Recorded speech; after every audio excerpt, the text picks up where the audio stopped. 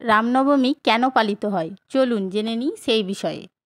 লঙ্কার রাজা রাবণের অত্যাচারে মানুষ ভয় ও আতঙ্কে দিন কাটাতো।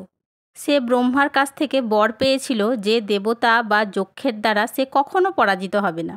সমস্ত দেবতা ভগবান বিষ্ণুর কাছে সাহায্যের জন্য প্রার্থনা করে। এরপর রাজা দশরথের স্ত্রী কইকেয়ী ভগবান রামকে জন্ম দেয়। সেই থেকে এই দিনটি রামনবমী হিসাবে পালিত হয়ে আসছে।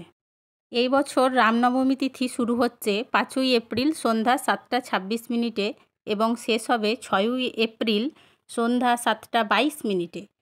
রামনবমী পুজোর শুভ সময় হচ্ছে 6ই এপ্রিল সকাল 11:08 থেকে দুপুর 1:29 পর্যন্ত। বিশ্বাস করা হয় চৈত্র নবরাত্রির নবম দিনে ভগবান রামের জন্ম হয়েছিল, তাই এই দিনে রামনবমী নামে পরিচিত।